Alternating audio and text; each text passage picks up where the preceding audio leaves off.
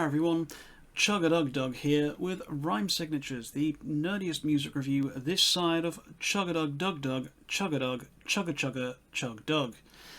And today we're going to be doing a review of the new Periphery album.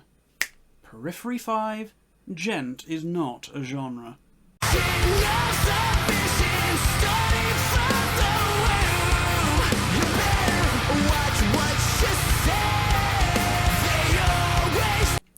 Periphery, we meet again. Never has a band been so popular in the prog metal zeitgeist that has also left me so conflicted as to if I'm even enjoying what I'm listening to. This Washington DC founded quintet has oft been praised and vilified in equal measure for popularising the Djent movement that was very much at the forefront of the progressive metal revival in the early 2010s. It felt like you couldn't move for yet another band cropping up with down-tuned 8-string guitars making up the majority of their sound, the staccato machine gun riffing forming part of the onomatopoeic categorization of the term djent. Of course, the civilised of those among us know that they were all just copying Meshuggah anyway, who have been doing this thing for decades before those darn kids came along and tried to convince us this was a new thing.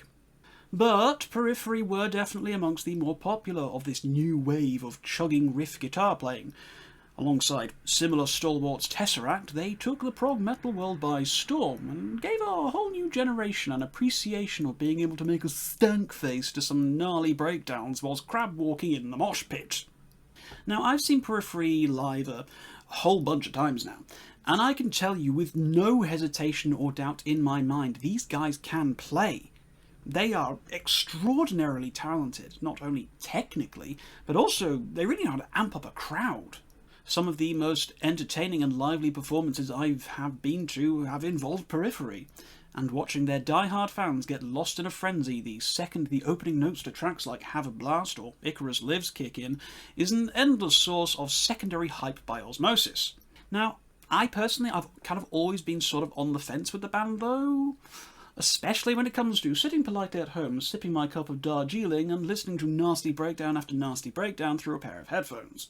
I don't know, it just didn't grab me in the ways that I was hoping for.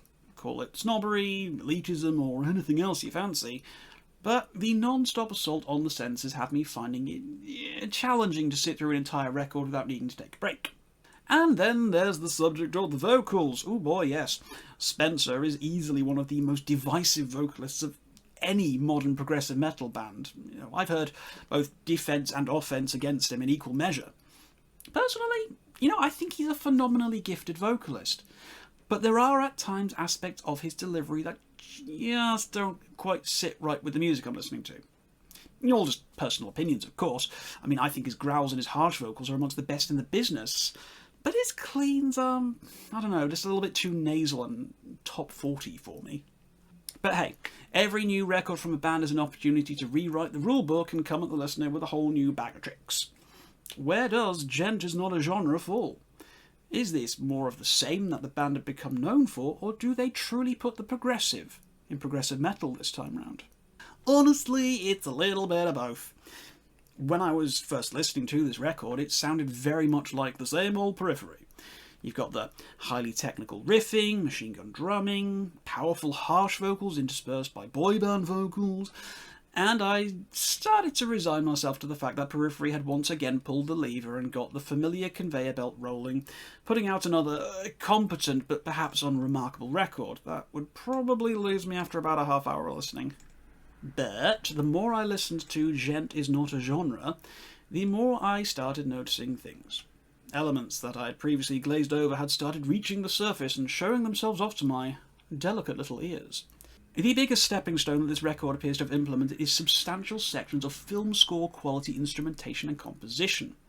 A good number of the tracks here close out with these epic, grandiose, sweeping sections, and it really helps to break up any monotony that I might have otherwise felt in between the chugging riffs and shouty vocal runs. This definitely feels like it's a step up in terms of compositional variety since their debut album, but it is still largely business as usual on offer. But the business is still good. The band sounds creatively and musically more mature than ever, despite the mimetic nature of the album's title. There's a strong sense of not messing around anymore about the structures, the effects and keyboards, lyrical content, etc, etc. Every element of the band's overall tone and feeling on this record has the sense of a group who decided to put aside juvenility and embrace a more mature and song-driven approach to this record.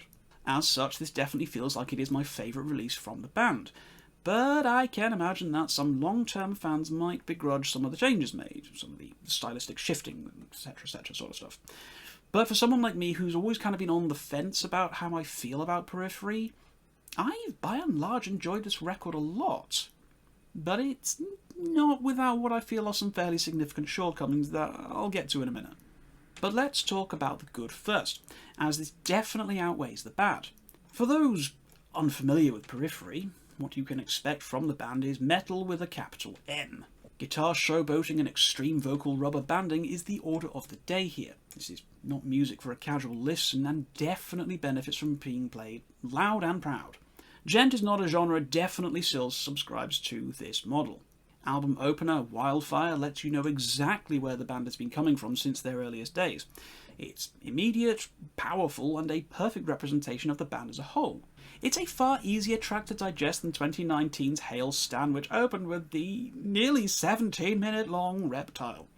And while ultimately Wildfire sticks faithfully to the core plays of Periphery, it's not without some experimentation, as there's an unusual but not unwelcome lounge jazz breakdown partway through featuring Shining's Jürgen Munkeby on the sax.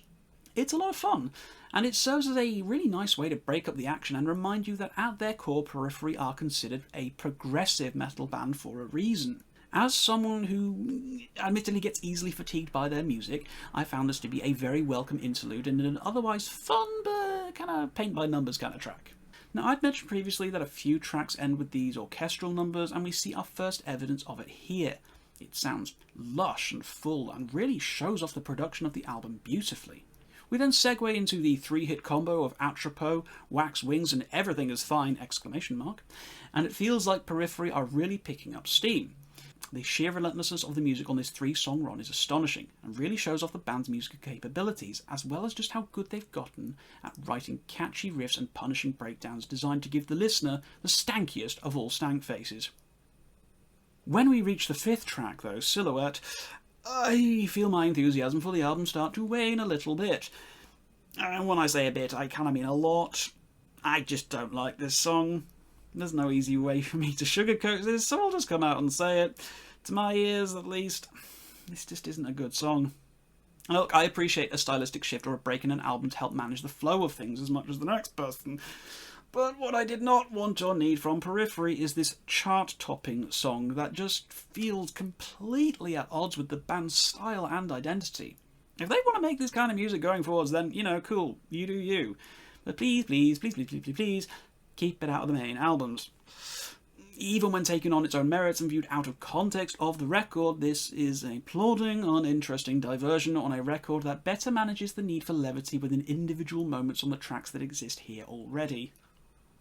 Okay, with that uncharacteristic negativity from me out of the way, the next two tracks are Dying Star and Zagreus, and they are certainly back up to the form and quality that we have come to expect. Zagreus is especially good and easily one of my favourite songs from the band. I mean, up there with like Satellites and stuff like that, but not quite eclipsing them. The cheeky little motif from the video game Hades towards the end certainly made me chuckle, but in reality it fits remarkably well within the context of the rest of the song. And if you didn't know the section when it happens, you'd be forgiven for assuming it was just a natural part of the ebb and flow. The last two songs are where I perhaps have what will be considered my most controversial cayenne pepper takes, though. Dracul Grass and Thanks Nobuo take up nearly 24 minutes of the record's chunky 70-minute runtime between them. And while I appreciate that the band has a story to tell and a journey to go on with these tracks, I just think they're both far too lengthy. Periphery has always held my attention with songs around the sort of 6 to 7 minute mark, and these do seem to form the majority of what they've done in their discography. I just don't think there's enough creative spark or attention-grabbing material in these longer form songs to keep me engaged. It was a problem for me with Reptile of Hail Stan, and it's a problem for me with these last two tracks as well. Now don't get me wrong, there are some amazing riffs, some great melodies, and some really inspired stuff creatively. But I do feel that at this point in the record, fatigue is set in somewhat, and I'm finding myself not wanting the record to end, but feeling like I was already checked out and ready for the bill at the end of Zagreus. Now I know it's not my place to suggest that an artist should stifle their work, but if it were me, if I were Periphery and I had creative control, I would have taken out the best ideas from those two songs and done a few things. Merge them together to make one 12-minute track to cap the album off. Take some of those riffs and incorporate them into existing tracks on the album. I don't know, bulk out Everything Is Fine, ! And Dying Star, maybe. Or maybe you just take them both as they are and make it part of a deluxe edition or something. What? Okay, spicy takes, I know, and I'm sure the Periphery faithful are plotting my demise for even suggesting this. But I am always honest with you on this channel about my opinions, and I just found that in the form they have right now, Dracul Grass and Thanks Nobuo just couldn't keep my attention all the way to the end. So, what else can I say about Periphery 5, Djent is not a genre? Well, despite what you may be thinking after some of the commentary I've made in this review, I've still, generally speaking, quite enjoyed my time with this record. This is definitely, for my money, the best the band have sounded in years from a purely technical perspective, and their songwriting has matured nicely since the earliest days. There's still a ways to go before I would out and out call myself a Periphery fan, but Djent is not a genre has certainly illuminated the path for me. And if they can continue on down this road, trim some of the excess of the more bloated tracks and concentrate on what makes them such a delight at times to listen to, then who knows, by the time Periphery 6 We All Rip Off Meshuggah comes out, I might very well be sporting the t-shirt of a new and dynamic favourite band to add to my roster. At this point, I would say that if you are on the fence about this record, or haven't been the biggest fan of Periphery up until now, but have always enjoyed the glimmers of excellence like I have, then I can absolutely recommend that you check this one out on streaming services before you decide to buy it. This is all, of course, guys, very much my opinion at this point, as you should well know, so if you have listened to Djent is not a genre, tell me what you thought of this record in the comments down there. If you've anything else coming out this year that you've listened to, you think I should check out, you think would be in my wheelhouse, please let me know about it. I'd love to give it a listen. If you did like this video, please do share it with anyone else who you think might enjoy it, and please do consider subscribing to the channel for some more content. If you really like what I do, please also consider clicking the Ko-fi link in the description box down below to help support the channel. Until next time, guys, keep your rhyme signatures odd.